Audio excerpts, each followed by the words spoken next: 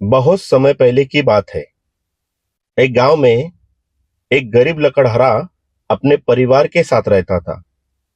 वह रोज सुबह गांव के समीप स्थित जंगल में जाकर लकड़ियां काटता और उसे बाजार में बेचकर पैसे कमाता था। इस तरह उसकी और उसके परिवार की गुजर बसर चल रही थी। एक दिन वह जंगल में नदी किनारे लगे एक पेड़ की लकड़ियां काट रहा था। तब अचानक उसकी कुल्हाड़ी उसके हाथ से छूटकर नदी में जा गिरी। नदी गहरी थी, जिसमें उतरकर कुल्हाड़ी निकाल पाना लकड़हारे के लिए संभव नहीं था। लकड़हारे के पास एक ही कुल्हाड़ी थी।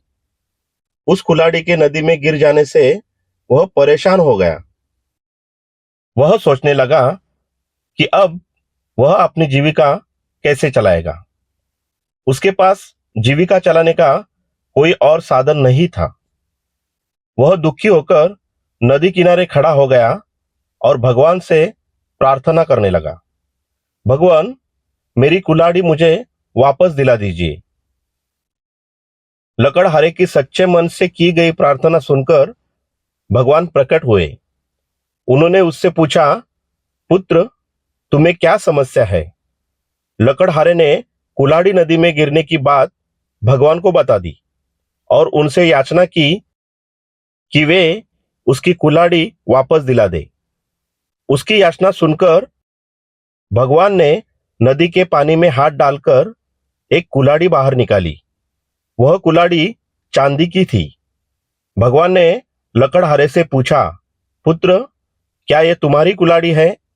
लकड़हारा बोला, नहीं भगवान, ये मेरी कुल्हाड़ी नहीं है। भगवान ने पुनः अपना हाथ पानी में डाला।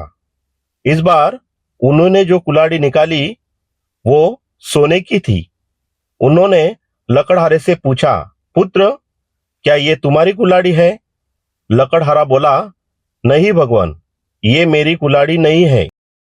भगवान बोले, इसे अच्छी तरह से देख लो, ये सोने की कुल्हाड़ी है। क्या वास्तव में ये तुम्हारी नहीं है? नहीं भगवत, लकड़हारा बोला, सोने की इस कुल्हाड़ी से लकड़ियां नहीं कटती।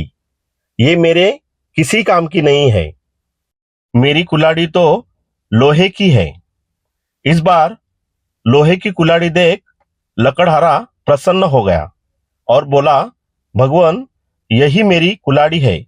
आपका बहुत बहुत धन्यवाद। भगवान लकड़हारे की ईमानदारी देख बहुत प्रसन्न हुए और बोले, पुत्र, मैं तुम्हारी ईमानदारी से बहुत अत्यंत प्रसन्न हूं। इसलिए तुम्हें लोहे की कुल्हाड़ी के साथ साथ सोने और चांदी की कुल्हाड़ी भी देता हूं। यह कहकर भगवान अंतर्ध्यान हो गए। लकड़हारा अपनी ईमानदारी के कारण पुरस्कृत हुआ। सीख, सदा ईमानदार रहे। ईमानदारी सदा सराही जाती है। धन्यवाद।